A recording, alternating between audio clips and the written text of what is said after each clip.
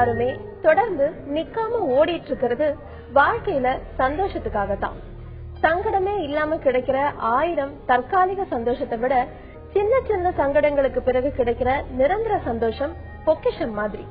சந்தோஷமும் சங்கடமும் கலந்திருக்க வாழ்க்கையை அப்படியே ஏத்துக்க மனதோடு பேசலாம் வாங்க. தொடர்பு கொள்ள 0443063294 0443042277. இன்னைக்கு நம்ம நிகழ்ச்சியில மனநல மருத்துவர் தேவகி மற்றும் மனநல ஆலோசகர் ஜெயசுதா வந்திருக்காங்க. ரொம்ப மகிழ்ச்சி நீங்க நிகழ்ச்சிக்கு வந்ததுக்கு. டாக்டர், இன்னைக்கு பாத்தீங்கன்னா ஒரு சின்ன குழந்தைக்கு மது கொடுத்துட்டு ஒரு 4-5 பேர் சேர்ந்து அதை சிரிச்சு அதை ரசிச்சிட்டு இருக்காங்க. இந்த மாதிரி ஒரு மனநிலை அவங்களுக்கு எதனால வந்திருக்கும்? அந்த 4-5 பேருக்கு ஒரு குழந்தைக்கு போய் இந்த மாதிரி பண்றதுக்கு இல்ல, இப்ப பாத்தீங்கன்னாக்க குழந்தைங்களுக்கு இந்த மாதிரி சில விஷயங்கள் கொடுத்துட்டு அதை என்ஜாய் பண்றது அது ஒரு சாடிஸ்டிக் ஆட்டிடியூட்னு சொல்லலாம். அதாவது குழந்தைங்க நம்மளை விட சின்னவங்க, நம்மளை எதிர்க்க மாட்டாங்கிற ஒரு மனப்பான்மை பெரியவங்களுக்கு இருக்கும். அது மெயினா பாத்தீங்கன்னா ரொம்ப வயசானவங்க இதை செய்யக்கூடிய வாய்ப்பு இருக்காது. பட் ஆனா கொஞ்சம் இளைஞர்கள் அந்த மாதிரி இருக்கிறவங்க இதை செய்யறது அதை பார்த்து அதனால கிடைக்கிற ஒரு இன்பம், அதுவும் ஒரு சைக்கோத்தனமான ஒரு மனப்பான்மை தான் அது.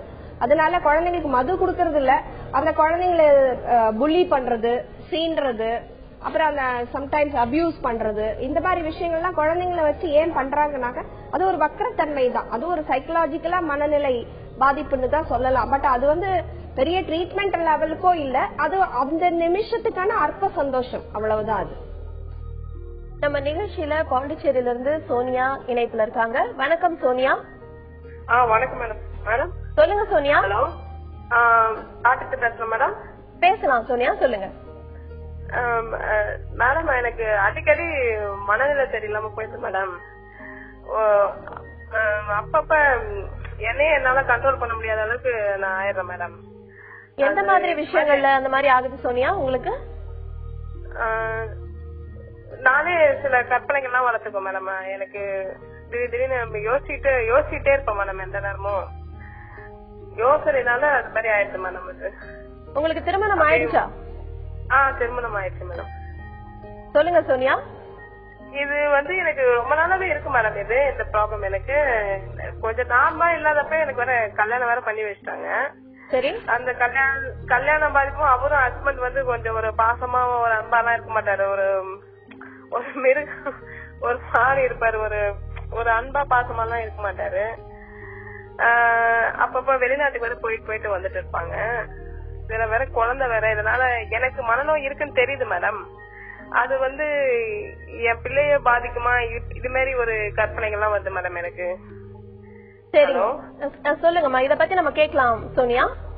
என் புள்ள பாதிக்குமான்னு பயமா இருக்குது. இப்ப நீங்க பேசுனீங்க, உங்களோட யோசனை உங்களுக்கு கஷ்டமா இருக்கு, மனநோய் அப்படின்னு சொல்றீங்க. இதுக்கு நீங்க ட்ரீட்மெண்ட் எதுவும் எடுத்துட்டு இருக்கீங்களா? மெடிசன் எதுவும் சாப்பிட்டு இருக்கீங்களா? இப்பதான் மேடம் ட்ரீட்மெண்ட் இப்ப 1 மந்தா போயிட்டு இருக்கிறேன். டாக்டர் சொல்றாங்க டேப்லெட் சாப்பிடுங்க எல்லாம் குணமாயிடுன்னு சொல்றாங்க. நீங்க உங்களுக்கே தெரியுது உங்களுக்கு ஒரு பிரச்சனை, ஒரு மனநோய் இருக்கு, என்னுடைய திங்கிங் என்ன ரொம்ப கஷ்டப்படுத்துது அப்படின்னு சொல்றீங்க, ரொம்ப டிஸ்டர்பன்ஸா இருக்கு அப்படின்னு சொல்றீங்க. சோ உங்களுடைய மனநோய் அப்படிங்கறது நீங்க ரெகுலரா மெடிசன் சாப்பிட்டீங்கன்னா உங்களுக்கு கண்டிப்பா உங்களுடைய அந்த தாட் லெவல் எல்லாம் கொஞ்சம் கொஞ்சமா குறையும். சரியா? உங்களுக்கு மனநோய் இருக்குன்னு உங்களுக்கு தெரிஞ்சிருக்கிறதே ஃபர்ஸ்ட் ஒரு நல்ல விஷயம். இது ஆக்சுவலி மனநோய் இருக்கிறவங்க ஈஸியா கன்வின்ஸ் பண்ணி ட்ரீட்மெண்ட் எடுக்க வைக்கிறதுங்கிறதே ஒரு கஷ்டமான விஷயம். இப்போ எனக்கு மனநோய் இருக்கு உங்களுக்கு, சோ எனக்கு ப்ராப்ளம் இருக்குன்னு தெரியுது, மெடிசன் கண்டினியூஸா நீங்க எடுங்க. சோ என் ஹஸ்பண்டும் என் கூட இல்ல, எனக்கு சப்போர்ட்டிவா இல்ல, வெளியூர் போயிடுறாரு அப்படின்னு சொல்றீங்க. சோ உங்களை நீங்க தான் பாத்துக்கணும். இது என்னுடைய நோய் அப்படிங்கிற ஒரு பொறுப்பை நீங்க எடுத்துக்கிட்டு தினமும் ரெகுலரா மருந்து சாப்பிட்டுக்கிட்டே வாங்க. பிளஸ் உங்க தாட் எந்த லெவல்ல உங்களை டிஸ்டர்ப் பண்ணுது, சோ வெறும் தாட் லெவல்ல மட்டுமா, இல்ல உங்க உடல் ரீதியா சில உங்களை வெளிப்பாடு ஜாஸ்தியா இருக்கா, உடல் அளவுல அப்படின்னா சில டைம் இந்த தாட் டிஸ்டர்பன்ஸ்னால என்ன பண்ணுவாங்கன்னா கை காலம் நடுக்கும், வேர்த்து கொட்டுற மாதிரி இருக்கும், உடம்பு சூடாயிடும், ஜில்லுன்னு ஆயிடும். சோ இது எந்த விதத்துல உங்களை பாதிப்பை ஏற்படுத்துது அப்படிங்கறத கொஞ்சம் யோசனை பண்ணி பாருங்க. உடல் அளவுல அதோட வெளிப்பாடு ஜாஸ்தியா இருக்கு அப்படின்னு சொன்னாக்க ஒரு யோகா, மெடிடேஷன் அந்த மாதிரியான சில பயிற்சிகள் பண்ணா உங்களுக்கு இன்னும் ஈஸியா வெளியில வர முடியும் உங்களுடைய பிரச்சனையில இருந்து. சோ இந்த மெடிசனை மட்டும் நீங்க கண்டிப்பா விட்டுறாதீங்க. டாக்டரோட ஆலோசனை இல்லாம நீங்களா அந்த மருந்தை வந்து மேனிபுலேட் பண்ணாதீங்க. மெடிசனை தொடர்ந்து சாப்பிட்டுக்கிட்டு சில விஷயங்கள் நீங்க உங்களுக்கு என்ன ப்ராப்ளம்ங்கிறத யோசிச்சு பார்த்து ஒரு சில ரொம்ப உங்களுக்கு தாட் மேனேஜ் குழந்தைக்கு வந்து அது எதனால பாதிப்பு வருமான்னு கேட்டிருந்தாங்க. நீங்க மருந்து சாப்பிட்டுட்டு நான் நார்மலா தான் இருக்கேன், என் குழந்தைங்கள நான் நல்லா பாத்துக்குவேன் அப்படிங்கிற ஒரு மனப்பான்மை நீங்க வளர்த்துக்கிட்டீங்கன்னாவே, உங்களுக்கு வந்து அதிகம் தாட்ல நீங்க போய் லாக் ஆகாம இருந்தீங்கன்னாவே உங்களால ஒரு நல்ல சூழ்நிலையை உங்க குழந்தைங்களுக்கு உருவாக்கி தர முடியும். என் குழந்தைங்க நான் வந்து ஒரு மனநோயாளி, சோ என் பிள்ளைங்களும் மனநோயில பாதிக்கப்பட்டுருவாங்களோ அப்படின்னு ஒரு ஆன்சியஸா வளர்த்தீங்கன்னா அந்த பசங்களும் வந்து உங்களை பார்த்து பாதிப்பு தான் ஜாஸ்தியா வளருமே தவிர உங்களுக்கு ஒரு நல்ல சூழ்நிலையை கிரியேட் பண்ணீங்கனாலே உங்க குழந்தைங்க அதனால பாதிக்க மாட்டாங்க. பட் வந்து ஹெரிடிட்டரியா வர்றதுக்கு வாய்ப்பு இருக்கு. பட் அது ஒரு சில பெர்சன்டேஜ் தான். சோ வருமோ நினைச்சு பயந்துகிட்டே நீங்க இருக்கிறதுனால அது இன்னும் பெரிய ஒரு பாதிப்பை தான் ஏற்படுத்தும். சோ மெடிசன் சாப்பிடுங்க. உங்களை வந்து நான் நல்லா இருக்கேன், நான் வந்து நார்மலா தான் இருக்கேன் அப்படின்னு சொல்லிட்டு உங்களை நீங்க வெளிக்கொண்டு வரதுக்கு ட்ரை பண்ணீங்கன்னாக்க சுமூகமான சூழலை ஏற்படுத்தி கொடுத்தீங்கன்னா உங்க குழந்தைங்களுக்கு இந்த நோய் வராம நீங்க பாத்துக்க முடியும். சோனியா, ஜெயசுதா சொன்ன மாதிரி அந்த ஆலோசனைகள் அவங்க சொன்னாங்க, அதை எடுத்துக்கோங்க. யோகா பண்றது, மெடிடேஷன் பண்றது, அந்த மாதிரி விஷயங்களை பண்ணுங்க. தொடர்ந்து உங்களுடைய மருந்து மாத்திரைகளை கண்டிப்பா மருத்துவருடைய ஆலோசனை இல்லாம அதை நிறுத்துறதோ கண்டினியூ பண்றதோ நீங்க பண்ணவே கூடாது. அதை பண்ணினீங்கனாலே உங்களுக்கு இருக்கிற இந்த பிரச்சனை, இந்த படபடப்பெல்லாம் தானாவே குறைஞ்சிடும். அடுத்ததா போரூர்ல இருந்து சந்தியா நம்ம கூட இணைப்புல இருக்காங்க. வணக்கம் சந்தியா. மேடம் சொல்லுங்க சந்தியா, நீங்க எதை பகிர்ந்துக்க போறீங்கம்மா? மேடம், எனக்கு எந்த ஒரு விஷயம் பண்ணாலும் மறுபடியும் பண்ணணும்னு தோணுது. சரி. அப்புறம் எப்பவுமே பேட் பார்த்தாவே வருது மேடம். என்ன ஆயிடுமோ நம்மளுக்கு, என்ன இந்த மாதிரியே வருது மேடம். அது என்னன்னு ஒண்ணும் புரியல, என்ன பண்ணலாம். எவ்வளவு நாளா உங்களுக்கு இந்த மாதிரி தோணுது சந்தியா? ஒரு 3 months இருக்கும் மேடம். 3 months 4 months இருக்கும். சரிங்கம்மா. அது குழந்தைங்களுக்கும் பாதிக்குமான்னு கேக்குறேன் மேடம். சரிங்கம்மா. அது இது என்ன, நான் ஹாஸ்பிட்டல் போய் பாக்கலாமா என்ன எதுவும் நான் அதான் அது ஆலோசனை கேட்கிறேன் மேடம், என்ன செய்யலாம். சரிம்மா, இதை பத்தி நம்ம டாக்டர் கிட்ட கேட்கலாம். டாக்டர் சந்தியாவோட இந்த பிரச்சனை. சந்தியா, உங்களுக்கு பேட் தாட்ஸ் அப்படின்னு சொன்னீங்க இல்லையா, திருப்பி ஒரே மாதிரி எண்ணங்கள் வந்துகிட்டே இருக்குன்னு சொன்னீங்க. இது உங்க குழந்தைங்களை பாதிக்குமா அப்படின்னு வேற சொன்னீங்க. இந்த மாதிரி ஒரு பாதிப்பு உங்களுக்கு எத்தனை நாளா இருக்குன்னு சொன்னீங்க? ஒரு 3 months இருக்கு மேடம். அதுக்கு முன்னாடி நல்லா இருந்தீங்களா? அதுக்கு முன்னாடி கொஞ்சமா இருந்தது, இப்ப அது நிறைய தோணுது எனக்கு. குழந்தைங்களுக்கு என்ன வயசுமா? பொண்ணுக்கு 7 வயசு ஆகுது மேடம், பையனுக்கு 3 வயசு ஆகுது. சரி. உங்க கணவர் உங்ககிட்ட நல்லா அன்பா தானே இருக்காரு? அவங்க எல்லாம் நல்லா அன்பாதான் மேடம் இருக்காங்க, அதெல்லாம் ஒண்ணும் பிரச்சனை இல்லை. சரி, அதான் ஒருத்தவங்களுக்கு வந்து மனநிலை பிரச்சனை இருக்குன்னு சொல்றதுக்கு முன்னாடி அவங்க குடும்ப சூழல் எல்லாம் எப்படி இருக்குன்னு தெரிஞ்சுக்கிறதுக்காக தான் இதை நான் கேட்டேன். இப்ப உங்களுக்கு வந்து இந்த மாதிரி எண்ணங்கள் வருதுங்கும் போது நீங்க அந்த கெட்ட எண்ணங்களை நல்ல எண்ணங்கள்ல வச்சு மாத்த ட்ரை பண்ணலாம். அதாவது ஒரு பேட் தாட் வரும்போது அத ஆப்போசிட் தாட்டா கொண்டு போகலாம். பட் அது உங்களால, அது ஒரு சின்ன மனப்பயிற்சி தான். அந்த நல்ல தாட்டை நீங்க தாட் மட்டும் செஞ்சா பத்தாது, எண்ணம் மட்டும் பத்தாது, அந்த எண்ணெய் செயலாக்கணும். இப்ப வந்து ஒரு செடிக்கு நான் தண்ணி ஊத்துனேன்னா அந்த செடி வாடி போயிடும்னு நினைக்கிறத விட, இந்த செடிக்கு நான் தண்ணி ஊத்தும் போது அந்த செடி வந்து நல்லா வளரும். அதுதான் குட் தாட்டுக்கும் பேட் தாட்டுக்கும் உள்ள வித்தியாசம். பட் அத தண்ணி ஊத்துனா மட்டும் அதை நினைச்சிட்டு மட்டும் இது பண்ணக்கூடாது. அது ஊத்தும் போதே நீங்க அதை நினைச்சிட்டு அந்த செடி நல்லா வளருதான்னு செக் பண்ணணும். அது மாதிரி நம்மளுடைய மனநிலை வந்து எப்பவுமே ஒரே நிலையா இருக்காது, எல்லாருக்கும் எண்ணங்கள் மாறி மாறி வரும். சோ இந்த மாதிரி தொடர்ச்சியா நீங்க சில உங்களாலே முடிஞ்ச இந்த சின்ன பயிற்சியை செஞ்சு பாருங்க. இதுக்கு மேலேயும் உங்களுக்கு அந்த பயிற்சிகள் சரிவர உங்களுக்கு ஹெல்ப் பண்ணலன்னு வச்சுக்கோங்க, நீங்க கண்டிப்பா ஒரு மருத்துவரை, மனநல மருத்துவரையோ ஒரு மனநல ஆலோசகரையோ பார்த்து நல்லா கரெக்டா உங்களுக்கு அசஸ்மெண்ட் பண்ணி உங்களுக்கு ஏன் இந்த மாதிரி எண்ணங்கள் வருது, எதனால வருதுங்கிற அந்த காரணத்தை கண்டுபிடிச்சு அவங்க ஆலோசனையை எடுத்துக்கிட்டு நீங்க அதுக்கப்புறம் இந்த இதுல இருந்து நல்லபடியா குணமாகலாம். சந்தியா, டாக்டர் சொன்ன மாதிரி நீங்க நெகட்டிவ் தாட்ஸ் வளர்த்துக்காம பாசிட்டிவான விஷயங்களை நினைச்சு அதுக்கான முயற்சிகள் செஞ்சு பாருங்க. அப்பயும் உங்களுக்கு இந்த மாதிரி நீங்க சொல்ற மாதிரி பேட் தாட்ஸ் வந்துட்டு இருந்துச்சுன்னா ஒரு மனநல மருத்துவரை அணுகுனீங்கன்னா இந்த பிரச்சனை உங்களை விட்டு போயிடும். அடுத்ததா பாண்டிச்சேரியில இருந்து பானு நம்ம கூட இணைப்புல இருக்காங்க. வணக்கம் பானு. வணக்கம் மேம். சொல்லுங்க பானு. எனக்கு 3 குழந்தைங்க. சரி. அதுல வந்து ஃபர்ஸ்ட் குழந்தை, 2வது ஒரு பையன், 3வது ஒரு பையன். 2வது. ஹலோ, சொல்லுங்க பானு, கேக்குதுமா? சொல்லுங்க. ரெண்டாவது பையன் வந்து ரொம்ப சேட்டா செஞ்சுட்டே இருக்கான். எந்த நேரமும் எதுலயாவது ஏறி குதிக்கிறது, பிள்ளைங்களை போட்டு அடிக்கிறது இது மாதிரி ஏதாவது பண்ணிக்கிட்டே இருக்கிறான். சின்ன பையனை போட்டு அடிச்சுக்கிட்டே இருக்கிறான். நம்ம எவ்வளவு அடிச்சாலும் அவனை அடிச்சாலும், ஆனா படிக்கிறதுலாம் நல்லா படிக்கிறான். ஸ்கூல்ல பார்த்தா ஃபர்ஸ்ட் வர எல்லாம் இருக்கான். ஆனா இந்த ரொம்ப டார்ச்சர்ல கொஞ்ச நேரம் கூட சும்மா இருக்க மாட்டான். ஸ்கூல் விட்டு வந்தான்னா ரொம்ப பண்ணிட்டு இருக்கான். அது என்ன செய்யுதுன்னே தெரியல. அதுதான் உங்கள்கிட்ட கேட்கலாமேன்னு சொல்லிட்டு. என்ன வயசு ஆகுது பானு உங்களுடைய ரெண்டாவது பையனுக்கு? 7 வயசு ஆகுது. மூணாவது பையனுக்கு 4 வயசு ஆகுது. ஆனா அவன் வந்து அந்த 3 வயசு முடிஞ்ச 4வது வயசு தொடங்குற 3வது குழந்தைக்கு. ஆனா அந்த குழந்தை பிறக்கிற வரைக்குமே அவன் நல்லாதான் இருந்தான். அந்த மாதிரி யாரையும் அடிக்க மாட்டான், இப்படி இது பண்ண மாட்டான். ஆனா பிறந்த பிறகுதான் பாத்தீங்கன்னா அவனுக்கு இப்படி ரொம்ப இதா இருக்கிறான். சரி, ரொம்ப அடிக்கவும் உதைக்கவும், மூட்டை பொண்ணை போட்டு அடிக்கவும். ஆனா படிக்கிறது நம்ம ஏதாவது சொன்னா அப்போதைக்கு சரிங்கிறான். திரும்ப அதே சட்டையத்தான் ஆரம்பிக்கிறான். ரொம்ப எனக்கே மனசு ரொம்ப கஷ்டமா, இது எப்படி நம்ம வளர்த்து எப்படி கொண்டு வர போறோம் அப்படின்ற மாதிரி மனசு ரொம்ப கஷ்டமா இருக்கு. சரிங்கம்மா, நீங்க கவலைப்படாதீங்கம்மா. ஜெயசுதா, பானுவோட மகன். பானு, நீங்க சொன்னீங்க உங்க ரெண்டாவது பையன் ரொம்ப சேட்டை பண்றான், பட் ஸ்கூல்ல எல்லாம் நல்லா தான் இருக்கான் அப்படின்னு சொல்றீங்க.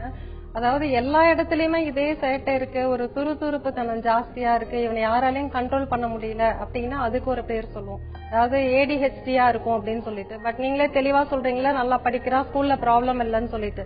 சோ இங்க நீங்க பார்க்க வேண்டியது, இவனை என்னால கண்ட்ரோல் பண்ண முடியலையே, இவனை நான் எப்படிதான் வளர்க்க போறேன் அப்படிங்கிற ஒரு விரக்தி ஆகாம, இவனுடைய பிஹேவியர் ஏன் இப்படி இருக்கு, இதுக்கு காரணம் என்ன அப்படிங்கறத கொஞ்சம் பொறுமையா யோசிச்சீங்கன்னா உங்களால கண்டிப்பா இவனை வந்து நல்லா வளர்த்து எடுக்க முடியும். மேபி வந்து ஃபர்ஸ்ட் குழந்தை பிறந்த உடனே நீங்க இவன் கிட்ட அன்பா இருந்திருக்கலாம். செகண்ட் கன்சீவ் ஆகும்போது இவன் பாக்குறான், ஃபர்ஸ்ட் பிரெக்னன்சி அவன் பாத்துருக்க மாட்டான். சோ இவன் மூணாவது உங்களுக்கு ஒரு குழந்தை இருக்கிறப்ப வந்து அவனுடைய பார்வைக்கு நீங்க ரொம்ப அவனுக்கு கவனம் கொடுக்கற மாதிரி, அவனவே தூக்கி வச்சிட்டு இருக்கிற மாதிரி, அதிக நேரம் ஆப்வியஸ்லி சின்ன குழந்தைக்கு நீங்க நிறைய டைம் செலவு பண்ண வேண்டியது இருக்கும். பட் இது வந்து அவனுக்குள்ள வந்து ஒரு ஃபீலிங் வந்திருக்கும், ஐயோ அம்மா வந்து எனக்கு இல்லையோ அவனுக்கு தான் இருக்காங்களான்னு சொல்லிட்டு ஒரு காம்ப்ளெக்ஸ்னால இந்த மாதிரி பிஹேவியர், இது வந்து அட்டென்ஷன் சீக்கிங்காக அவனுடைய பிஹேவியர் இப்படி வருவோம் அப்படின்னு சொல்றது நான் நினைக்கிறேன். சோ இதை அடிச்சு உதைச்சு நீ இப்படி பண்ணாத அப்படி பண்ணாத அப்படின்னு நீங்க இங்க வந்து அடிய வந்து ஒரு ஆயுதமா யூஸ் பண்றீங்க. பட் அது வந்து ஒரு டெம்பரரியா உங்களுக்கு வந்து ஒரு ரிலீஃப் கிடைக்குது. பட் அடிச்சு அவனை லைஃப் லாங் எடுத்துட்டு வரணும்னா அது வந்து ஒரு சேலஞ்சிங்கா இருக்கும், உங்களுக்கும் சேலஞ்சிங்கா இருக்கும். அந்த வளர்ற ரெண்டாவது குழந்தை மேபி ரிபெலியஸா மாறலாம். அவனும் வந்து இங்க வந்து கத்துக்கிறான், கோவம் வந்தா அடிக்கணும் அப்படிங்கிற ஒரு விஷயத்த கத்துக்கிறான். சோ நீங்க வந்து அவனுக்கு அந்த அடிங்கிற ஒரு விஷயத்த யூஸ் பண்ணிட்டு, மோரோவர் உங்களுடைய பிரெயின், அதாவது நம்மளுடைய பிரெயின் என்ன ஆகும்னீங்கன்னா, அடிச்சுட்டோம்னா ஒரு பனிஷ் பண்ணிட்டோம், அந்த குழந்தை வந்து அப்பா அமைதியா இருப்பான். சோ நம்ம பிரெயினுக்கும் வந்து அதுவே பழகிடும், இது ஒரே ஒரு டெக்னிக் தான் குழந்தை வளர்ப்புல நம்மளுக்கு வந்து எஃபெக்டிவா இருக்கும் அப்படின்னு சொல்லிட்டு. நாளடைவுல வந்து அது பலன் இருக்காது. பலன் கொடுக்காத போது ரொம்ப ஃப்ரஸ்ட்ரேஷன் தான் வரும் நம்மளுக்கு. சோ நம்மளுடைய அடுத்த யுக்தி என்ன, அடிய விட்டுட்டு இவனை எப்படி சமாளிக்கலாம், உங்களுக்குள்ள இவனை எப்படி சமாளிச்சா அவன் சரியாவான் அப்படின்னு சொல்லிட்டு அவனுடைய நடத்தைய வந்து, அந்த நடத்தை ஏன் வருது, எதனால வருது அப்படிங்கறத கொஞ்சம் நீங்க நிதானமா யோசிச்சீங்கன்னா உங்களால அவனை அழகா ஹேண்டில் பண்ண முடியும். சோ அவனை அடிச்சு அவனை வந்து கஷ்டப்படுத்துறதை விட இப்ப நீங்களும் கஷ்டப்படுறீங்க, நான் இவனை அடிச்சுட்டேனே, நான் எப்படி வளர்க்க போறேன் அப்படின்னு சொல்லிட்டு. இது ரெண்டுத்திலயும் இருந்து நீங்க மீண்டு வரணும்னாக்க என்ன மாதிரி, ஏன் அந்த சேட்டை வெளியிடப்படுது. சோ சின்ன குழந்தைக்கு முன்னாடியே அவனை வச்சு கொஞ்சிட்டு நீ தான் அவனை வந்து பாத்துக்கணும், உன்னுடைய தம்பி, இது உன்னுடைய பொறுப்பு இருக்குல்ல, நம்ம 2 பேரும் நம்ம 3 பேரும் சேர்ந்து பாத்துக்கணும் அப்படிங்கிற ஒரு விஷயத்த அவனுக்குள்ள கொஞ்சம் கொஞ்சமா நீங்க எடுத்துட்டு வந்தீங்கன்னா அவனுக்கு வந்து ஒரு சைக்கலாஜிக்கலா ஒரு ஃபீல் வரணும், அம்மாவுக்கு என்ன பிடிக்கும், அம்மா வந்து ஸ்டில் லவ்ஸ் மீ அப்படிங்கிற ஒரு எண்ணம் உனக்குள்ள வந்துச்சுன்னா, இந்த மாதிரி அடிச்சு உங்க அட்டென்ஷனை கிராப் பண்ணாம அவனோட அட்டென்ஷனுக்காக ஏங்குறான் அப்படிங்கறத நீங்க புரிஞ்சுக்கங்க. எதனால அவன் பிஹேவியர் வெளியில வருதுங்கிறத அதை அடிக்காம அதை எப்படி அரவணைப்பா அந்த பிஹேவியர் அவனுக்கு கிடைக்க முடியுங்கிற விஷயத்த சொன்னீங்கன்னா உங்களுக்கும் அவனுக்கும் மனநலம் பாதிக்காம ஆரோக்கியமான வாழ்க்கை எடுத்துட்டு வர முடியும். பானு, உங்களுடைய மகனை நீங்க அடிக்கிறத எவ்வளவுக்கு எவ்வளவு முடியுமோ அவ்வளவு குறைச்சிட்டு, எனக்கு நீயும் ரொம்ப முக்கியம், எனக்கு வந்து தம்பியும் வந்து எந்த அளவுக்கு முக்கியமோ அதே அளவுக்கு நீயும் முக்கியம் அப்படிங்கறத உங்களை நடத்தை மூலமா, அன்பு செலுத்துறது மூலமா அவனுக்கு புரிய வச்சீங்கன்னா நிச்சயமா உங்களை புரிஞ்சுக்கிட்டு தம்பி மேலையும் ரொம்பவே அஃபெக்ஷனா இருக்கிறதுக்கான வாய்ப்பு இருக்கு. அடுத்ததா சேலம்ல இருந்து பாரதி நம்ம கூட இணைப்புல இருக்காங்க. வணக்கம் பாரதி. வணக்கங்க. சொல்லுங்க பாரதி. எனக்கு கல்யாணம் ஆகி 11 வருஷம் ஆகுதுங்க. சரி. எங்க வீட்டுக்காரர் வந்து கல்யாணம் ஆகும்போது இருந்தே ரொம்ப தண்ணி போடுவாருங்க. சரிங்க. எனக்கு வந்து ஃபர்ஸ்ட் ஒரு மேரேஜ் பண்ணி கொடுத்தாங்க. அவங்க என்ன பிடிக்கலன்னு சொல்லி 10 நாள்ல வேண்டான்னு சொல்லி அவங்களே என்ன அனுப்பிட்டாங்க. சரி. அப்புறம் அதெல்லாம் சொல்லிதாங்க எங்க வீட்டுக்காரர் எனக்கு பத்திரிக்கை அடிச்சு கல்யாணம் பண்ணி கொடுத்தாங்க. சரிமா. அன்னைக்கு அதையே மனசுல வச்சுக்கிட்டு ரொம்ப தண்ணி போட்டு டார்ச்சர் எனக்கு ஒரு பையன் 10 வயசுல பையன்னு, பொண்ணு 6 வயசுல இருக்குங்க. இப்போ அவரு என் கூட இல்லைங்க. ரொம்ப மென்டல் மாதிரி ரொம்ப இது பண்ணிட்டு போயிட்டாருங்க விட்டுட்டு. அப்படியே போன்ல வந்து ரொம்ப டார்ச்சர் பண்றாங்க. என் பிள்ளைங்களையே நான் பாத்துக்க முடியல. ரொம்ப தொந்தரவா இருக்கு. இறந்துடலாமா, பிள்ளைங்க மருந்து இருந்து குடுத்துட்டு இறந்துடலாமா. என் கையில தொழில் இருக்குங்க, ஆனா வசதியெல்லாம் எதுவுமே கிடையாது. என் தொழில வச்சு என் பிள்ளைங்களை காப்பாத்துக்கலாம்னு ஒரு தைரியம் இருந்தாலும் என் மாமியார் எல்லாருமே வந்து பிரச்சனை பண்ணிக்கிட்டே இருக்காங்க. அதனால எதுலயுமே ஒரு நாட்டமே வர மாட்டேங்குதுங்க. சரிங்கம்மா, இதுக்கு என்ன பண்ணலாம் அப்படிங்கறத நம்ம பாக்கலாம். டாக்டர் பாரதியோட இந்த பிரச்சனைக்கு என்ன பண்ணலாம்? பாரதி, உங்களுடைய கணவர் இப்ப உங்க கூட இருக்காரா இல்ல உங்களை விட்டுட்டு போயிட்டாருன்னு சொன்னீங்களே, அப்பப்ப வந்துட்டு போறாரா?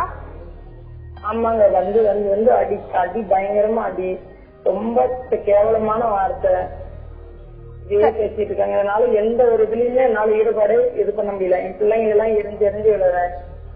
பாரதி, நீங்க என்ன பண்ணலாம்னா, உங்க கணவர் வந்து இப்போ குடிபோதைக்கு அடிமை ஆயிட்டதுனால இப்ப டி அடிக்ஷன் நிறைய விஷயங்கள் வந்திருக்கு மருத்துவத்துறையில. அதனால அவரை வந்து இந்த ஆல்கஹால், அது குடிபோதையில இருந்து அவர் வெளிவரத்துக்கான டி அடிக்ஷன் ப்ரோக்ராமுக்கு அவரை ஒரு மருத்துவமனையில சேர்த்து நீங்க வைத்தியம் பண்றதுக்கு ஏற்பாடு பண்ணலாம். அதுல இருந்து அவர் வெளி வந்தாருன்னா உங்களுக்கு கொஞ்சம் லைஃப் பீஸ்ஃபுல்லா இருக்கும். பட் இப்ப உங்க மாமியார் அந்த ட்ரீட்மெண்ட்டுக்கு நீங்க அவரை கூட்டிட்டு போறது ஒன்னும் ஈஸியான காரியம் இல்ல. அதுவும் கொஞ்சம் சிரமப்பட்டு பண்ண வேண்டியதுதான். ஆனா முதல் கல்யாணம் உங்களுக்கு நடந்தது தெரிஞ்சுதான் அவர் உங்களை கல்யாணம் பண்ணிருக்கிறாரு. தெரிஞ்சும் அவர் வந்து உங்களை இந்த மாதிரி ரொம்ப டார்ச்சர் பண்றாரு. அப்படிங்கும் போது நீங்க அதுக்கு இணங்கவே தேவையில்லை. நீங்க அவருக்கு ஈல்டு பண்ணும் போது என்ன ஆயிடுறீங்கன்னா அவரோட விக்டிம் ஆயிடுறீங்க. விக்டிமைஸ் சொல்றது அதுக்கு பேரு.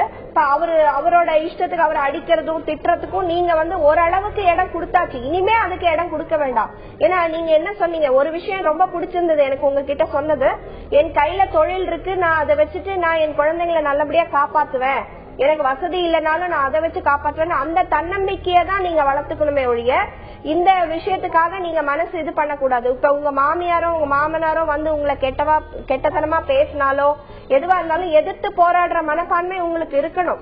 நீங்க என்ன உங்களுக்கு தெரிஞ்சுதானே நீங்க என்ன உங்க மகனுக்கு கல்யாணம் பண்ணி வச்சுக்க, நீங்க இந்த மாதிரி பேச வேண்டிய அவசியம் இல்ல. நீங்க அப்படி தைரியமா அவங்க கிட்ட பேசலாம். ஏன்னா நீங்க பேசாம ரொம்ப அடங்கி போனாலும் உங்களை ஏறி பிடிக்கிறதுக்கான சான்சஸ் தான் அதிகமா இருக்கும். ஓரளவுக்கு தான் குனிஞ்சு நம்ம இடம் கொடுக்கலாம். எப்ப உங்க பக்கம் தப்பு இல்லைங்கமோ நீங்க தான் தைரியசாலியா இருக்கணும். உங்களை பார்த்து அவங்க பயப்படுமே ஒழிய அவங்கள பார்த்து நீங்க வருத்தப்படுறதோ பயப்படுறதோ கூடாது. இரண்டாவது, உங்க கணவர் வந்து இந்த மாதிரி குடிபோதையில வந்து உங்களை அடிக்கிறார் அப்படிங்கிற பட்சத்துல நீங்க உங்க பெற்றவங்க வீட்டுக்கே நீங்க போய் இருந்து குழந்தைங்களை வளர்த்துக்கிட்டு இருக்கலாம். யாராவது 4 பேர் கேட்டா கூட இந்த மாதிரி டெய்லி போட்டு, ஏன்னா இந்த ஒரு விஷயத்துல எல்லாருமே உங்க பக்கம் தான் சப்போர்ட்டிவா இருப்பாங்க. நீங்க ஒரு மருத்துவர்கிட்ட போனாலும் சரி, அரசாங்கம், வக்கீல், யார்கிட்ட போனீங்களா கூட எல்லாருமே உங்க பக்கம் தான் சப்போர்ட்டிவா இருப்பாங்களே ஒழிய அவரை சப்போர்ட் பண்ண மாட்டாங்க. ஒரே ஒரு இது, நீங்க உங்க கணவரோட சேர்ந்து வாழணும்னு விருப்பப்பட்டீங்கன்னா, சந்தோஷமா வாழணும்னா அவரை டி அடிக்ஷன் சென்டர்ல கூட்டிட்டு போய் அந்த குடிபோதையில இருந்து அவர் வெளிவரத்துக்கான வாய்ப்பு இருக்காருன்றத மட்டும் செக் பண்ணுங்க. மாமனார் மாமியார் பேசுறத பத்தி எல்லாம் கவலைப்படாதீங்க. அவங்கள நீங்க எதிர்த்து பேசுங்கன்னு நான் சொல்லல, பட் தைரியமா பேசுங்க. உங்க மேல இருக்கிற உங்க தன்னம்பிக்கைய வளர்த்துட்டு உங்க குழந்தைங்களோட எதிர்காலத்தை யோசிச்சு மனசு நான் இறந்து போயிடுவேன், செத்து போயிடுவேன், அந்த மாதிரி எண்ணங்களுக்கே இடம் கொடுக்காதீங்க. நமக்கு இருக்கிறது ஒரே வாழ்க்கை, அது வாழ்றதுக்கு தானே ஒழிய சாவறதுக்கு இல்ல. அதனால நல்ல தைரியமா உங்க தொழில நீங்க முன்னுக்கு வந்து குழந்தைங்களை படிக்க வைங்க. அந்த உங்க கணவரே உங்களை பார்த்து ஆச்சரியப்படுற அளவுக்கு நீங்க மேல வரணும். முடிந்தா உங்க கணவருக்கு நீங்க வைத்தியமும் பண்ணி நல்ல சந்தோஷமா வாழுங்க. பாரதி, டாக்டர் சொன்ன ஆலோசனைகளை எடுத்துக்கோங்க. நீங்க அதுபடி உங்க கணவர் கூட சேர்ந்து வாழணும்னு விருப்பப்படுறீங்களா, இல்ல நீங்க சொன்ன மாதிரி உங்ககிட்ட வேலை இருக்கு, உங்க குழந்தைகளை நீங்களே காப்பாற்ற முடியும் அப்படிங்கிறப்போ அந்த மாதிரி உங்க வாழ்க்கையை நடத்த விருப்பப்படுறீங்களான்னு நீங்களே யோசிச்சு முடிவு பண்ணிக்கலாம்.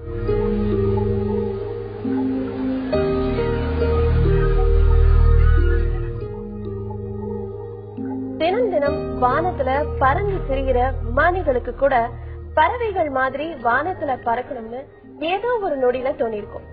அந்த மாதிரிதான் நாம எவ்வளவு அற்புதமான வேலையை செஞ்சாலும் அத நம்ம மனசுக்கு பிடிச்ச மாதிரி செஞ்சா அதுல நமக்கு கிடைக்கிற சந்தோஷமே தனிதான். மனசுக்கு பிடிச்ச மாதிரி எல்லாத்தையுமே செஞ்சு வாழ்க்கைய அனுபவிக்க மனதோடு பேசலாம் வாங்க. தொடர்பு கொள்ள 0443632992 0443042777. அடுத்ததா சேலம்ல இருந்து மீரா நம்ம கூட இணைப்புல இருக்காங்க. வணக்கம் மீரா. வணக்கம் மேடம். சொல்லுங்க மீரா. மேடம், எனக்கு மேரேஜ் ஆகி 3 months ஆச்சுங்க. ஆனா என் ஹஸ்பண்ட் வந்து இப்ப வரைக்கும் யாரு கூடமே எதுவுமே பேச மாட்டேங்கிறாரு, எதுவுமே ஷேர் பண்ண மாட்டேங்கிறாரு. அப்புறம் போட்டுக்கிற ட்ரெஸ், சாப்பிடுறது, குளிக்கிறது எதுலயுமே வந்து ஒரு இன்ட்ரெஸ்டே இல்லாம இருக்காரு. ஏனோ தானான்னு இருக்காரு. எதுவுமே வந்து யாரு கூடமே ஷேர் பண்ண மாட்டேங்கிறாரு. கேட்டா வந்து ஏதோ ஒண்ணு தேடிக்கிட்டே இருக்காரு. என்ன தேடுறீங்கன்னு கேட்டா கூட எதுவும் இல்ல அப்படின்ட்டு போயிடுறாரு. இப்ப வரைக்கும் எனக்குன்னு எதுவும் அவரு செஞ்சதும் இல்ல, கேட்டதும் இல்ல. என் செல் நம்பர்ல இருந்து எதுவுமே அவருக்கு என்ன பத்தின டீடைல்ஸ் எதுவுமே தெரியாம இருக்கு. அதான் கேக்குறேன். நீங்க இத பத்தி உங்க கணவர்கிட்ட பேசுனீங்களா மீரா? ரொம்ப நான் கேட்டுக்கிட்டே தாங்க இருக்கேன். 3 months ஃபுல்லா நான் கேட்டுக்கிட்டே தான் இருக்கேன், பேசிக்கிட்டே தான் இருக்கேன். நான் தான் பேசினேன் தவிர அவர் ஒரு வார்த்தை கூட பேச மாட்டேங்கிறாரு. அப்புறம் நைட் ஆனா திடீர்னு எந்திரிச்சு நல்லா தூங்கிக்கிட்டு இருக்காரு. திடீர்னு எந்திரிச்சு லைட்டை போட்டுட்டு என்னமோ ஒண்ணு தேடிக்கிட்டே இருக்காரு. கேட்டா வந்து ஒண்ணு இல்ல அப்படின்றாரு. அப்புறம் வீட்டுல இல்லாத எடுத்து காலண்டர்ல என்னமோ மண்டி போட்டுட்டு செஞ்சுக்கிட்டு இருக்காரு. கேட்டா ஒண்ணு இல்ல அப்படின்னு சொல்லிட்டு அவர் பாட்டுக்கு படுத்துக்கிறாரு. சரிம்மா. நம்ம அழுதா கூட எதுக்கு அழுகுற, ஏன் அழுகுறங்கிறது எதுவுமே கேட்க மாட்டேங்கிறாரு. எது சொன்னாலும் அம்மா சொல்லணும்னு தான் சொல்றாரு. இப்ப வரைக்கும் இல்லங்க, இப்ப நீங்க செய்யலாம் அப்படின்னா கூட இல்ல அம்மா தான் சொல்லணும் அப்படிங்கிறாரு. கேட்டா ஏன் அப்படின்னா அம்மா அடிப்பாங்க, அப்பா உடைப்பாரு அப்படிங்கிறாரு. அவருடைய தூக்கம் எல்லாம் எப்படி இருக்குமா? நைட்ல நல்லா தூங்குறாரா இல்ல டிஸ்டர்ப்டு ஸ்லீப் இருக்கா? இல்ல, தூக்குறது நல்லா தூங்குறதெல்லாம் இல்லங்க. திடீர்னு எந்திரிச்சு அவர் பாட்டுக்கு நடந்துகிட்டே தான் இருப்பாரு. நீங்க வந்து சொல்றத வச்சு பாக்கும்போது நீங்க வந்து ஒரு ஹெல்ப் எடுத்துக்கிறது நல்லா இருக்கும்னு நான் நினைக்கிறேன். உங்களோட பெற்றோர்கள், உங்க அம்மா அப்பா கிட்ட எல்லாம் நீங்க சொல்லிட்டு இவருடைய பிஹேவியர் இப்படிதான் இருக்கு, நைட்ல தூங்குறது இல்ல, என்னோட ஒரு அந்யோன்யம் இல்ல அப்படிங்கிற விஷயத்த நீங்க இப்ப ஒரு ஹெல்ப் எடுத்துக்கிட்டீங்கன்னா நல்லா இருக்கும்னு நாங்க நினைக்கிறேன். ஏன்னா இது நீங்க சொல்றத வச்சு பாக்கும்போது ஒரு மனநோய் தன்மை அவருக்குள்ள இருக்குமோ அப்படிங்கறது என்னுடைய கருத்தா இருக்கு. நீங்க இப்பவே அதுக்கு ஒரு ஹெல்ப் எடுத்துக்கோங்க. நீங்க தனியா அவரை பேசி மாத்திடலாம், இல்ல என்ன பண்றது, இந்த லைஃப் வந்து எல்லாரும் நம்மளுக்கு அமைஞ்ச லைஃப நம்மளா வந்து வேஸ்ட் பண்ணிக்க கூடாது அப்படின்னு சொல்லிட்டு காலம் கடத்தாம இவரை வந்து உங்க பெற்றோர்கள்ட்ட நீங்க சொல்லி இவர் இந்த மாதிரி எல்லாம் நடத்த இருக்கு, சோ நம்ம ஒரு டாக்டரை பாக்கலாம் அப்படிங்கறத வந்து நீங்க அவங்களுக்கு சொல்லுங்க. எடுத்துரைச்சு இது வந்து ஒரு மனநல மருத்துவர்கிட்ட நீங்க போயிட்டு இவருடைய பிஹேவியர்ஸ் எல்லாம் சில சொன்னீங்கன்னாக்க அவங்களுக்கு இவருக்கு மெடிசன் தேவையா இருக்கும். சோ மெடிசன் எடுத்துக்கிட்டு சில டெக்னிக்ஸ், அந்த சைக்காலஜிக்கல் கவுன்சிலிங்கும் எடுத்துக்கிட்டீங்கன்னா இவர் ஓரளவுக்கு நல்லாயிடுவாரு. பட் தனியா நான் இருந்து இவரை சரி பண்ணிடுவேன் அப்படிங்கிற ஒரு முயற்சியில இறங்காதீங்க. கண்டிப்பா நீங்க ஒரு ஹெல்ப் எடுத்துக்கோங்க.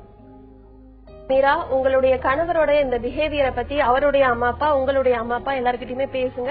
பேசிட்டு ஒரு நல்ல மனநல மருத்துவர்கிட்ட அவரை கூட்டிட்டு போனீங்கன்னா அவர் ஏன் இப்படி இருக்காரு அப்படிங்கறத அவங்க கண்டுபிடிச்சு அதுக்கான ட்ரீட்மெண்ட்டை அவங்க நிச்சயமா கொடுப்பாங்க. டாக்டர், இப்போ இவங்க சொன்னாங்க 3 மாசமா வந்து என் கணவர் இந்த மாதிரி தான் இருக்காரு திருமணமான, அதுக்கு வந்து என்ன காரணமா இருக்கலாம் டாக்டர்? அதாவது இப்போ அவங்க அம்மா என்ன திட்டுவாங்க, அம்மா சொல்லணும் அப்படின்ற மாதிரி இருக்கு. இது அவங்க பேரண்ட்ஸ்க்கு கண்டிப்பா தெரிஞ்சிருக்கும் இல்லையா, அவங்க மகன் இப்படிதான் இருக்காருன்னு. சோ அது எதுவுமே இல்லாம அவங்க கல்யாணமும் பண்ணி வச்சிருக்காங்க அப்படின்னா அதை எப்படி எடுத்துக்கணும்? இவங்க நம்ம தோழி சொன்ன மாதிரி அவருக்கு ஏற்கனவே மனநிலை பாதிப்பு இருந்திருக்கும். அதுக்கான வைத்தியங்கள் அவங்க பண்ணிருக்காங்களான்னு நமக்கு தெரியாது.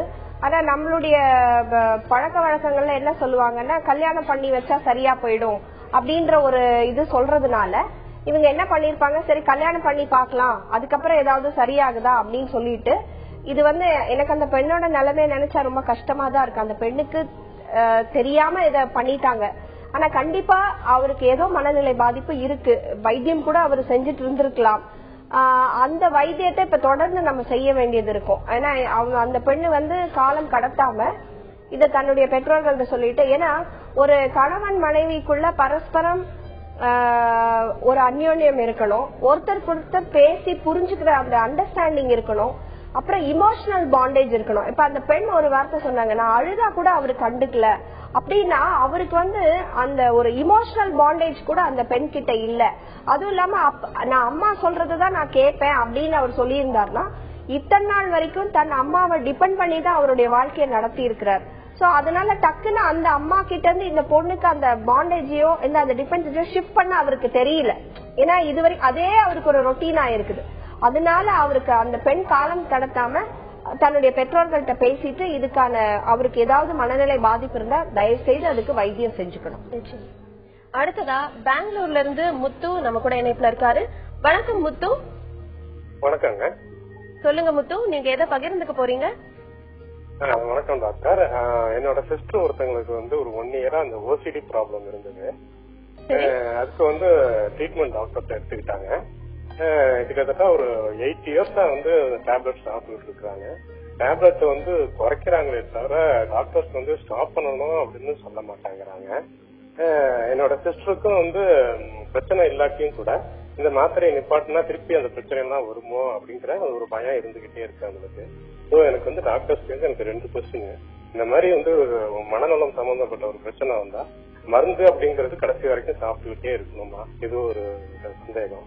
இன்னொன்னு வந்து என்னன்னா டாக்டர்ஸ் வந்து இந்த மாதிரி அக்காவுக்கு வந்து பய உணர்ச்சி இருக்குன்னா நீங்க வந்து தைரியமா இருக்கிறதுக்கு முயற்சி பண்ணுங்க, சோகமா இருந்தீங்கன்னா சந்தோஷமா இருக்கிறதுக்கு முயற்சி பண்ணுங்க இப்படி சொல்றாங்க.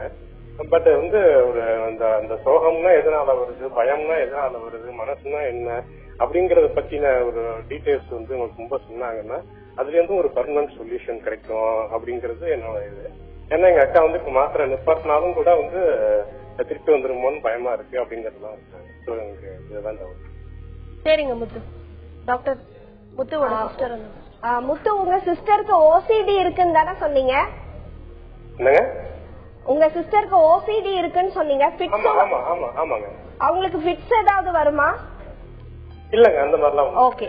இப்ப வந்து மனநல மருத்துவர்கள் மனநல ஆலோசகர்கள்னு 2 வகை இருக்கு. மனநலத்துக்கு ஒரு மென்டல் ஹெல்த்துக்கு வந்து 2 வகையான மனிதர்கள் இருக்காங்க. இந்த மனநல மருத்துவருங்கிறது சைக்கியாட்ரிஸ்ட், மனநல ஆலோசகருங்கிறது சைக்காலஜிஸ்ட். சோ இப்ப இந்த நீங்க போயிருக்கிறது ஒரு சைக்கியாட்ரிஸ்ட் கிட்ட. சோ அவர் வந்து ஓசிடிக்கு மெடிசின்ஸ் கொடுத்திருக்கிறாரு. நீங்க சேடா இருக்கும் போது கொஞ்சம் சந்தோஷமா இருக்க பாருங்க, மத்த இத பாருங்கன்னு தான் அவங்க சொல்லுவாங்க.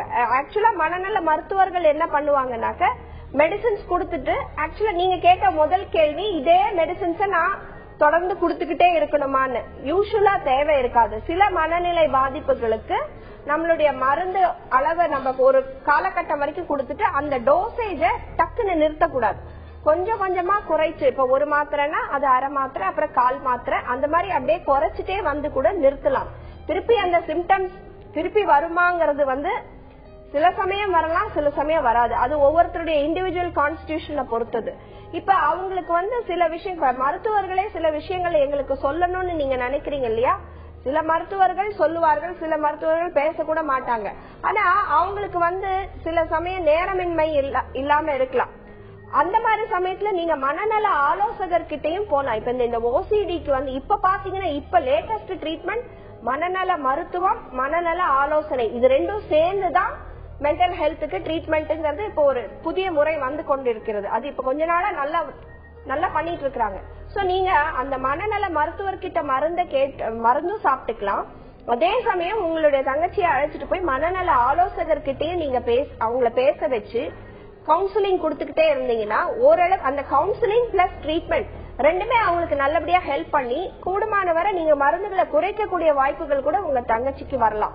அந்த மருந்துகளை அப்படியே கொஞ்சம் இந்த ஆலோசனைகள் அவங்க கவுன்சிலிங் கொடுக்க உங்களுடைய சிஸ்டருக்கு நல்லபடியா குணமாகி மருந்துகளையும் கொஞ்சம் கொஞ்சமா குறைச்சிட்டு நிறுத்தக்கூடிய வாய்ப்பும் வரும். சோ அதனால நீங்க இந்த வைத்தியம் வந்து தொடர்ந்து பண்ணணும்னு அவசியம் இல்லை.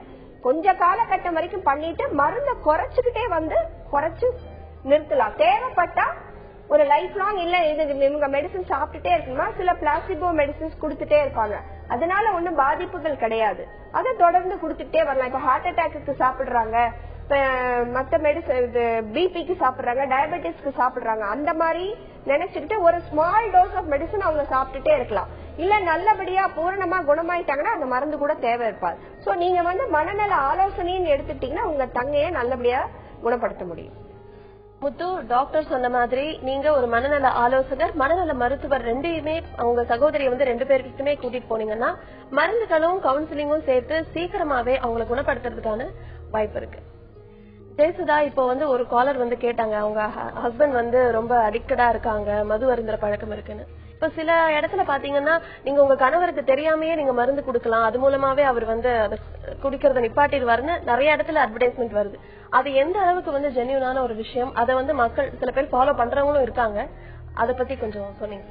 ஆக்சுவலி இந்த அடிக்ஷன் அப்படிங்கிறதுக்கு வந்து இப்ப என்ன நடக்குதுன்னா, நிறைய குடும்பங்கள்ல வந்து உறவு சிக்கல்களுக்கு வந்து அடிக்ஷன், இந்த குடி வந்து ஒரு முக்கிய காரணமா இருக்கு.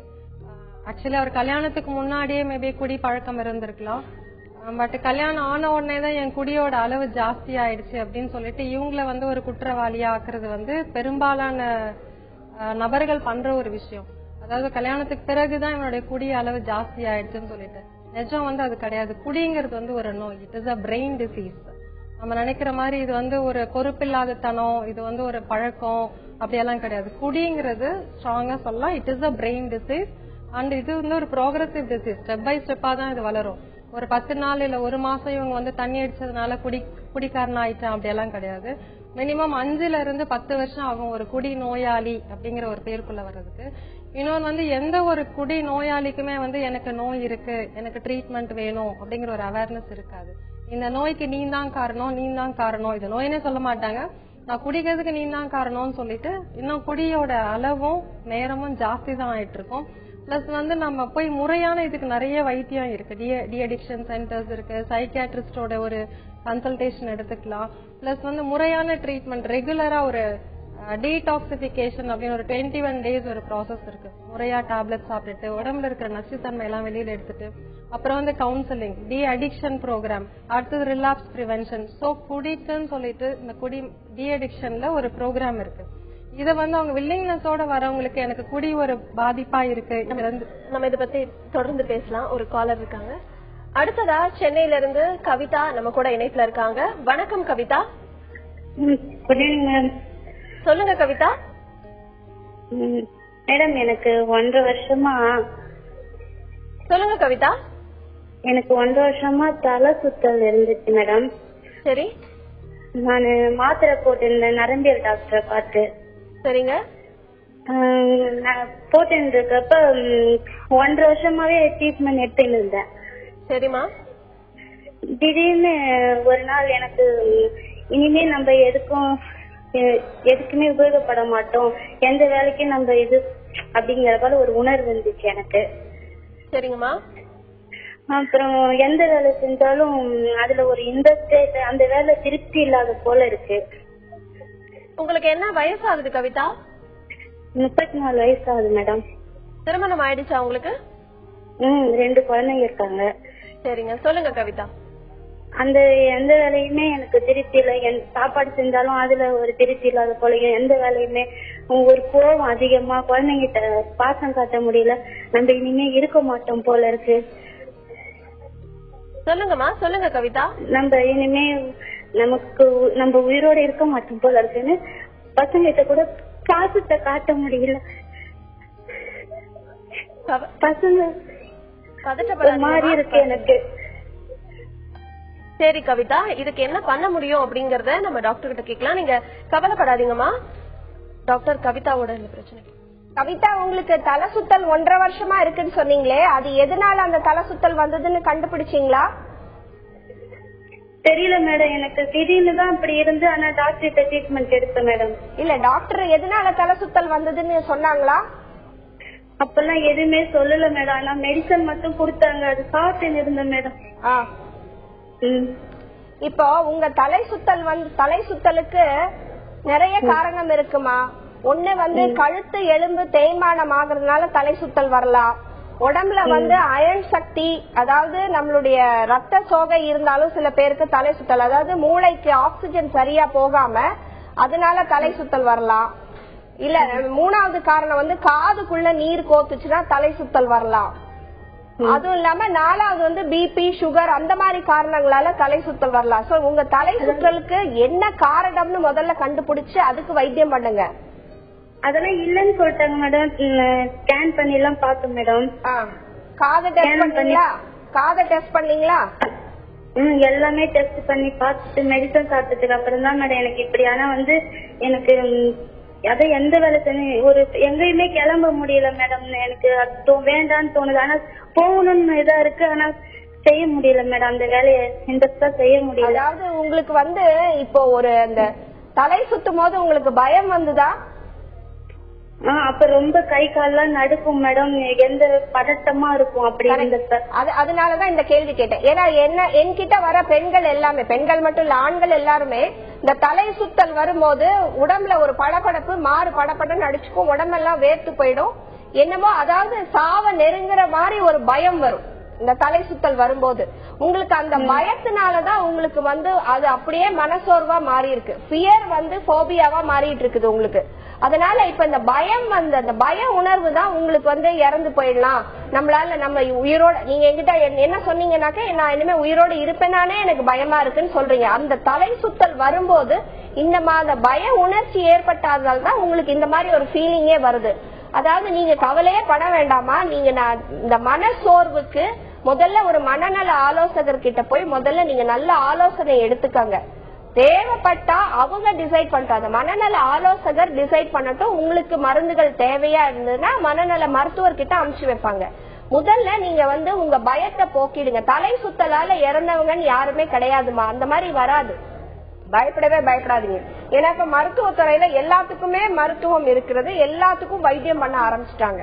அதனால நீங்க உங்க தலை சுத்தலுக்கு கரெக்டான வைத்தியத்தை எடுத்துக்கிட்டே வாங்க. பயத்தை விட்டுருங்க. குழந்தைங்களோட அன்பா இருங்க. நம்மளால எல்லாமே செய்ய முடியும்ன்ற தைரியத்தை உண்டாக்கிக்கோங்க. முடிஞ்சா தலை சுத்தலுக்கு காலையில யோகாசனம், அதாவது இந்த பிராணாயாமம், மூளைக்கு வந்து இந்த மூச்சு பயிற்சி பண்ணீங்கன்னா நம்மளுடைய லங்ஸ்ல இருந்து மூளைக்கு வந்து மூச்சு நல்லபடியாக போயிட்டு அந்த ஆக்சிஜன் போயிட்டு வந்துட்டு இருந்தாலே தலை சுத்தல் கொஞ்சம் கொஞ்சமா குறையும். அத ஒரு நல்ல யோகா மாஸ்டர் கிட்ட நீங்க அந்த பிராணாயாமம்ங்கறத நல்லபடியா கத்துக்கோங்க. அதுவே உங்களுடைய அந்த எண்ணங்களையும் மாற்றக்கூடிய வாய்ப்புகள் இருக்கு. அப்படியும் அது முடியல அப்படிங்கிற பட்சத்துல நீங்க கண்டிப்பா ஒரு கவுன்சிலர் கிட்ட போய் ஒரு கவுன்சிலிங் எடுத்துக்கோங்க. அதுலயும் சரியாகலன்னா மருத்துவத்துக்கு போகலாம். அதனால நீங்க வந்து பயப்படாதீங்க, தைரியமா இருங்க. உங்களுடைய இந்த பிரச்சனையை வந்து பயத்தினாலதான், அந்த பயம் தான் உங்களுக்கு கொஞ்சம் கொஞ்சமா மனநல பாதிப்பா மாறிக்கிட்டு போயிருக்குது.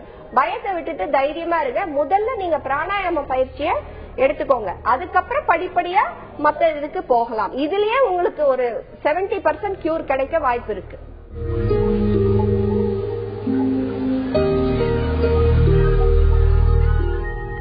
தாமரை மலர தண்ணீர் ரொம்பவே அவசியம். ஆனா அதே தாமரையோட இலை தண்ணியோட ஒட்டியும் ஒட்டாம இருக்கும். அதனாலதான் தாமரை தண்ணியில மூழ்கிடாம அழகா குளத்தை அலங்கரிக்குது. தாமரை செடி மாதிரி சவால்களை நம்ம வாழ்க்கையோட வளர்ச்சிக்காக எதிர்கொண்டு நம்ம வாழ்க்கைய நாமளே அலங்கரிக்க மனதோடு பேசலாம் வாங்க. தொடர்பு கொள்ள 0443632994 0443427777. அடுத்ததா சென்னையில இருந்து ஹரி நம்ம கூட இணைப்புல இருக்காரு. வணக்கம் ஹரி. வணக்கம் மேடம். சொல்லுங்க ஹரி. மேடம் எனக்கு இந்த கைகால் பதட்டம் இருக்கு, கைகால் உதறல் இருக்குங்க மேடம். சரிங்க. கைகால் உதறல் அந்த நெஞ்சு எல்லாம் வலிக்குதுங்க மேடம். நான் இது சிடி ஸ்கேன் பிளைன் எடுத்தேன் மேடம். ஒரு சிடி ஸ்கேன் எடுத்தேன் மேடம். சரி. அதுக்கப்புறம் இஇஜி எடுத்தேன், இசிஜி எடுத்தேன், பிளட் டெஸ்ட் எல்லாம் எடுத்தேன். எல்லாமே நார்மலா இருக்குங்க மேடம். சரிங்க. ஆனா எனக்கு இந்த கை கால் உதறல் இருக்குங்க மேடம். அப்படியே நெஞ்சு பயங்கரமா வலிக்குதுங்க மேடம். உங்களுக்கு என்ன வயசாகுது ஹரி? எனக்கு 27 வயசாகுதுங்க மேடம். உங்களுக்கு எனக்கு நல்லா தெரியுதுங்க மேடம். எனக்கு மனநோய் இருக்கு, மன அழுத்தம் இருக்குன்னு எனக்கு நல்லா தெரியுது மேடம். எனக்கு கொஞ்சம் நார்மலா இருக்கும் போது அந்த இது குறையுது, ஒரு டைம் அப்படியே அதிகமாகுது மேடம். எனக்கு வீட்டுல அப்பா கொஞ்சம் சரியில்லை, அந்த பிரச்சனை எல்லாம் கடன் பிரச்சனை அதெல்லாம் இருக்குங்க மேடம். அதனால இந்த ப்ராப்ளம் வருதா என்னன்னு தெரிஞ்சுக்கணும் மேடம். எனக்கு இந்த இது வேற கொஞ்சம் நரம்பு தளர்ச்சி அது இதுன்னு சொல்லிட்டாங்க, அந்த பயம் வேற எனக்கு அதிகமாயிடுச்சுங்க மேடம். சரிங்க ஹரி, பேசுதா ஹரி. இந்த பிரச்சனைக்கு என்ன நீங்க சொல்றத வச்சு பாக்கும்போது தெரியுது உங்களுக்கு வந்து ஆன்சைட்டின்னு சொல்லுவோம். இத பயம் படபடப்பு நோய் உங்களுக்கு இருக்கு. ஏன்னா இதுல வந்து நீங்க ஃபர்ஸ்ட் சிடி ஸ்கேன், இசிஜி, இஜி எல்லாத்துலயுமே உங்களுக்கு நார்மல்னு வருது. ஆனா உங்களுக்கு வந்து உடம்புக்குள்ள வந்து ஒரு நடுக்கம், பதட்டம், நெஞ்சு பாரமா இருக்கிறது, கை கால் வலி, இது வந்து உடல் அளவுல பிசியலாஜிக்கல் அரௌசல் அப்படின்னு சொல்லுவோம். இது ஏன் வருதுன்னீங்கன்னா நம்மளுடைய மைண்டுக்கும் பாடிக்கும் ஸ்ட்ராங்கான ஒரு கனெக்ஷன் இருக்கு. நம்மளோட மைண்ட்ல ஒரு விஷயத்த நினைக்க அதாவது நிஜமாலுமே ஒரு அச்சுறுத்துதலா இருக்கலாம், இல்ல நம்மளா நினைச்சுக்கலாம் இப்படி ஆயிடுமோ அப்படி ஆயிடுமோ, நிஜம் பயம் இல்ல பெர்சீவ்டு த்ரெட், இது ரெண்டும் உங்க மைண்டுக்குள்ள ஆழமா நீங்க யோசிக்க அதுவே பழகிடுது, அதுவே கண்டிஷன் ஆயிடுது. இப்ப நீங்க சொல்றீங்க எனக்கு அப்பா சரியில்லை, எல்லாமே நான் தான் பண்ணிக்கணும் அப்படிங்கறதுனால நிஜம் த்ரெட்டா இருக்கலாம் உங்களுக்கு இருக்கக்கூடிய ஒரு பயம். இந்த பயம் வந்து அப்படி உங்க உடம்புக்குள்ளேயே வந்து இந்த மைண்ட்ல யோசிச்சு இது கண்டிஷன் ஆகி உடல் அளவுல இப்ப வந்து அது வெளிப்படுத்துது. உடல் அளவுல அது பதட்டம், நெஞ்சு வலி, நமக்கு அட்டாக் வந்துருமோ இல்ல நரம்பு தளர்ச்சி நோய் ஏதாவது இருக்குமோ அப்படிங்கிற அளவுக்கு உங்களுக்கு அந்த பயம். இந்த பயம் பதட்டத்துக்கு வந்து நீங்க என்ன பண்ணலாம்னீங்கன்னா ரிலாக்ஸேஷன் எக்ஸசைஸ் சொல்றோம். இது வந்து நிறைய சேஞ்சஸ் வந்து உங்களுக்கு இமீடியட்டா நீங்க வந்து உணர முடியும். மஸ்குலர் ரிலாக்ஸேஷன் எக்ஸசைஸ் சொல்லுவோம். இது வந்து நீங்க பக்கத்துல ஒரு சைக்காலஜிஸ்ட் இல்ல சைக்கியாட்ரிஸ்ட் கிட்ட போயிட்டு இந்த எக்ஸசைஸ் வந்து பண்ணுங்க. இந்த உடல் அளவுல வெளிப்படுற டென்ஷன் கொஞ்சம் கொஞ்சமா உங்களுக்கு குறைச்சிங்கனாக்க உங்க உடம்பு வந்து ஒரு அளவு கண்டிஷன் ஆயிடும். மனசுல ஒரு பயம் வந்தா கூட உடனே உங்களோட உடம்புல இந்த ரியாக்ஷன் கம்மிப்படுத்த முடியும். திரும்ப மைண்ட் லெவல்ல இருக்கக்கூடிய அந்த டென்ஷனுக்கு அதுக்கு தனி ஒரு தெரப்பி இருக்கு, சிபிடின்னு சொல்லுவோம். அது எப்படி நம்ம தாட் மேனேஜ் பண்றது அப்படிங்கறது ரெண்டையுமே வந்து நீங்க முறையான ஒரு ட்ரீட்மெண்ட் எடுத்துக்கிட்டீங்கன்னா இதுல இருந்து நீங்க முழுமையா வெளியில வந்துடலாம். உங்களுக்கு இருக்கிறது இப்ப ஆன்சைட்டி மட்டும்தான். இது வந்து நீங்க ட்ரீட்மெண்ட் எடுத்துக்கிட்டீங்கன்னா கூடிய சீக்கிரமா இதுல இருந்து வெளியில வந்துட முடியும். இது நரம்பு தளர்ச்சி நோய் இல்ல எனக்கு அட்டாக் வந்துருமோ இல்ல நான் இறந்து போயிருவனோ அப்படிங்கிற ஒரு பயம்லாம் உங்களுக்கு தேவையில்லை. உங்களுக்கு இருக்கிறது ஒரு சின்ன நோய் தான். இதுக்கு ட்ரீட்மெண்ட் எடுத்துக்கிட்டீங்கன்னா ஈஸியா இதுல இருந்து நீங்க வெளியில வந்துடலாம். சரி, ஜெயசுதா சொன்ன மாதிரி நீங்க தேவையில்லாத பயங்களோ சந்தேகங்களோ வச்சுக்காம கூடிய விரைவிலேயே ஒரு நல்ல மனநல மருத்துவர் அணுகுனீங்கன்னா இதுக்கு என்ன பண்ண முடியும், இதுக்கு என்ன ட்ரீட்மெண்ட் அப்படிங்கறத அவங்க உங்களுக்கு சொல்லுவாங்க. டாக்டர், இப்போ இவர் சொன்னார் இல்லையா அவருக்கு வயசு கம்மிதான் ஆனா வந்து இவ்வளவு பயம் படபடத்ததெல்லாம் இருக்கு, ஏன்னா அப்பா சரியில்லை ஃபேமிலியில அப்படின்னு. சோ சின்ன வயசுல வந்து அப்பா அம்மா பிரச்சனை அந்த மாதிரி இருக்கும்போது அது குழந்தைங்களை வந்து இந்த அளவுக்கு பாதிக்கிறதுக்கு வாய்ப்பு இருக்கு? நிச்சயமா பாதிக்குமா. வயிற்றுல இருக்கிற குழந்தைக்கே வந்து அம்மாவுடைய எண்ணங்களோ இல்ல அம்மா வந்து பதட்டப்பட்டாலோ அது வயிற்றுல இருக்க குழந்தைய பாதிக்கும் போது இந்த மாதிரி அப்பா அம்மாவா சண்டை போடுறாங்களோ இல்ல ஏதாவது அவங்களுக்குள்ள பிரச்சனை இல்ல குழந்தைய சரியா பேரண்டிங்கே அவங்களோட நல்லபடியா பெற்றோர்களே நல்லா வளர்க்காம இருக்கிற பட்சத்துல கூட குழந்தைங்களுக்கு நிச்சயமா மனநல பாதிப்புகள், இமோஷனல் ப்ராப்ளம்ஸ் எல்லாமே வரதுக்கு வாய்ப்பு இருக்கு. அடுத்ததா நெல்லையில இருந்து லட்சுமி நம்ம கூட இணைப்புல இருக்காங்க. வணக்கம் லட்சுமி. வணக்கம் மேடம். சொல்லுங்க லட்சுமி. மேடம், என் மகனுக்கு வயசு 27 மேடம். சரி. அவன் வந்து அம்மா பக்கத்துலயே கல்யாணம் சொல்லி சொன்னான் மேடம். அம்மா வந்து ஏற்பாடு பண்ணாங்க மேடம். அப்புறம் அதுல வந்து கோணத்தலை அடிச்சு அன்னைக்குங்க பேசி முடிக்கிற அன்னைக்கு ஓடி போயிட்டேன் மேடம். அது அம்மா வந்து அதுல இருந்து மீண்டு வர முடியாம ரொம்ப இருக்காங்க மேடம். அவனோட நினைவுகள் வந்து ஓயாம மன அழுத்தம் அதிகமாகிட்டே இருக்கு, அழுதுகிட்டே இருக்கிறாங்க. அதுக்கு அதுல இருந்து எப்படி மேடம் அவங்க வெளியில வர முடியும், அதை மட்டும் சொல்லுங்க மேடம். சரிங்கம்மா. டாக்டர், இப்போ அதுல இருந்து மீண்டு வரணும், அழுதுட்டே இருக்காங்கன்னா அவங்களுக்கு வந்து அதுல வந்து ஒரு பெரிய மனசோர்வு வந்திருக்குமா. அதனால இப்போதைக்கு இம்மீடியட்டா நீங்க என்ன பண்ணணும்னா, ஏன்னா அவங்க கொஞ்சம் வயசு உங்களை விட அதிகமா இருக்கிறதுனால அவங்களுக்கு முதல்ல நீங்க ஒரு மனநல மருத்துவரை பார்த்து மருந்துகள் வாங்கி கொடுத்து ஃபர்ஸ்ட் அந்த அவங்களுடைய அந்த கிரீஃப ஃபர்ஸ்ட் கொஞ்சம் கம்மி பண்ணுங்க. அதுக்கப்புறமா ஒரு நல்ல கவுன்சிலர்கிட்ட கூட்டிட்டு போய் கவுன்சிலிங் கொடுத்தா அதுவே அவங்களுக்கு நல்லபடியா ட்ரீட்மெண்ட் கொடுக்கலாம். லட்சுமி, டாக்டர் சொன்ன மாதிரி ஒரு மனநல மருத்துவர் மனநல ஆலோசகர் கிட்ட நீங்க அவங்களை கூட்டிட்டு போனீங்கன்னா அவங்களுக்கு இப்ப இருக்கிற இந்த வருத்தம் இதெல்லாமே எப்படி போக்கணும் அப்படிங்கிற ட்ரீட்மெண்ட்டை அவங்க கொடுப்பாங்க. ஜெயசுதா, அப்ப நம்ம அந்த அடிக்ஷன் பத்தி பேசிட்டு இருந்தோம். அத நான் கேட்டேன் இல்லையா, இந்த மாதிரி மெடிசன்ஸும் ஃபாலோ பண்றதுக்கான இது கரெக்ட் தானா? இதுக்கு வந்து டி அடிக்ஷன் ப்ரோக்ராம் என்ன பண்ணணும், 21 days டீடாக்ஸ், அப்புறம் வந்து நம்ம டி அடிக்ஷன் ப்ரோக்ராம், ரிலாப்ஸ், எப்படி நம்ம திரும்ப அந்த குடியில விழாம இருக்கிறது அப்படிங்கறது வந்து இது ஒரு பேக்கேஜ் மாதிரி எடுத்துக்கிட்டாங்கன்னா உங்களுக்கு ஈஸியா குடியில இருந்து வெளியில வர முடியும்.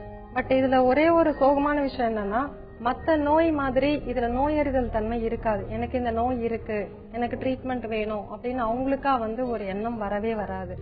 இது வந்து குடும்பத்துல இருக்கிறவங்களோட பிரஷர்னாலதான் வரும். நீ ட்ரீட்மெண்ட்டுக்கு போ, அது அந்த குடும்பத்துல இருக்கிறவங்களுக்கும் எப்ப அது நோய்னு தெரியும்னா அவங்களால அதுக்கு மேல அது வந்து பேர் பண்ணவே முடியாது. பணம் நிறைய செலவு பண்ணுவாங்க, வேலைக்கு போக மாட்டாங்க, அடி உத அசிங்கமா பேசுறது. சோ இந்த விஷயங்கள் இருக்கும்போதுதான் ஃபேமிலி மெம்பர்ஸ்க்குமே வந்து தோணும், இங்க நம்மளால வச்சு சமாளிக்க முடியலையே, சோ இதுக்கு என்ன பண்ணலாம் அப்படிங்கிற ஒரு ஸ்டெப் எடுக்கிறதுக்கே இவ்ளோ சீரியஸா ஃபுல்லா அழிவுக்கு பிறகுதான் ஃபேமிலி மெம்பர்ஸ் யோசிப்பாங்க. பட் இதையும் மீறி ஒரு சிலர் வராங்க, எனக்கு வந்து ரொம்ப எக்ஸ்ட்ரீமா போயிட்டு இருக்கேன் லெவல், எனக்கு ட்ரீட்மெண்ட் வேணும், அப்படியே மோட்டிவேஷனோட இருக்கிறவங்களுக்கு இந்த ட்ரீட்மெண்ட் வந்து சக்சஸ்ஃபுல்லா அமையும். இல்ல ஃபேமிலி மெம்பர்ஸ் பிரஷர், இல்ல லவரோடைய பிரஷர், நீ ட்ரீட்மெண்ட் எடுத்துக்கிட்டா நான் கல்யாணம் பண்ணிக்கிறேன் அப்படிங்கிற அந்த மாதிரி ஒரு பிரஷர்ல வரவங்களுக்கு 50-50 தான் சான்ஸ். அதுக்காக இது சரியா பண்ண முடியாதுன்னு சொல்ல வரல, இதை கட்டுப்பாடா வச்சுக்க முடியும். மத்த டிசீஸ் மாதிரி தான் இதுவும். இது ஆக்சுவலி ஆல்கஹாலிசம் அண்ட் ட்ரக்ங்கிறது வந்து it is a brain disease. இது ஒரு நோய்ங்கிறது வந்து ஃபர்ஸ்ட் எல்லாரும் புரிஞ்சுக்கணும். இது திமிருத்தனம், இல்ல கெட்ட பழக்கம், கெட்ட சவகாசம், அதனாலதான் இதெல்லாம் பண்றாங்க அப்படிங்கறது இல்ல. ஆக்சுவலி மத்த டிசீஸ்க்கு எப்படி நம்ம கேர் எடுத்துக்கிறோமோ, எப்படி ஒரு ட்ரீட்மெண்ட் பண்றோமோ, அதுக்கு இதுக்கும் வந்து இது ஒரு நோயா இதுக்கு ஒரு மதிப்பு கொடுத்து ட்ரீட்மெண்ட் எடுத்துக்கிட்டாங்கன்னா ஒரு அளவுக்கு அவங்களுடைய வாழ்க்கை தரம் உயரும். நம்ம நிகழ்ச்சிக்கு வந்து நேயர்களோட கேள்விகளுக்கெல்லாம் ஆலோசனைகளையும் பதில்களையும் வழங்கினீங்க. நன்றி டாக்டர் தேவகி. நன்றி ஜெயசுதா. கனவுகள் காண்றது மனிதனுக்கு கிடைச்ச ஒரு வரம் மாதிரி. ஆனா யாரெல்லாம் கனவு காண்றதோட நிறுத்திடாம அந்த கனவை நினைவாக்க செயல்படுறாங்களோ அவங்களோட வாழ்க்கை அவங்க கனவு மாதிரி வண்ணமயமா இருக்கும். வண்ணமயமான கனவுகளை நினைவாக்க மனதோடு பேசலாம். மீண்டும் நாளை சந்திக்கலாம். அதுவரை உங்களிடமிருந்து விடை பெறுவது அன்புடன் ரேவதி.